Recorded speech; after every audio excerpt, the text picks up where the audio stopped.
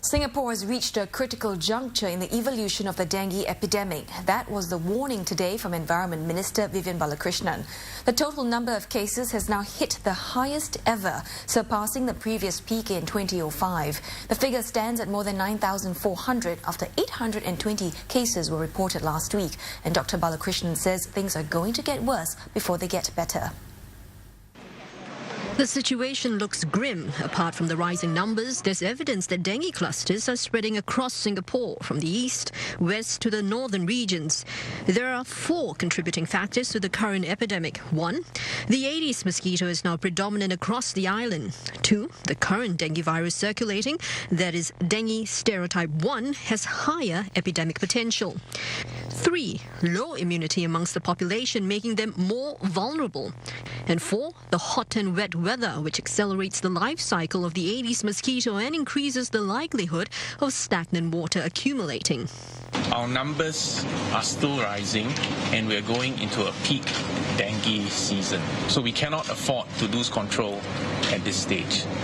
Authorities will step up surveillance and inspection. They will recruit another 300 officers over the next 2 months so that all premises in dengue clusters can be checked within a week.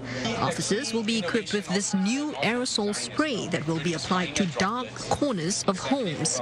1.2 million insect repellents will also be distributed free to households in dengue clusters.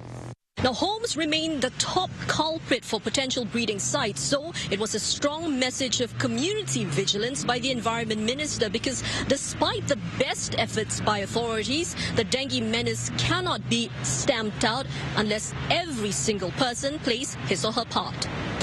Infectious diseases are a test of social cohesion of a society, and we need everyone to understand that our own health depends on the health of our neighbour, and we need to exercise personal and collective responsibility for each other.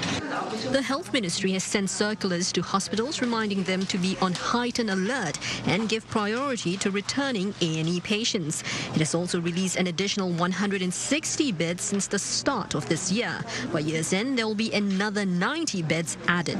The total absolute number of beds, additional beds, is there to cater for any surge in demand for beds due to dengue cases. On the management of suspected dengue patients, authorities stress that proper procedures are in place. They add that most patients do recover from the disease. So far, there have been 2 dengue-related deaths here this year.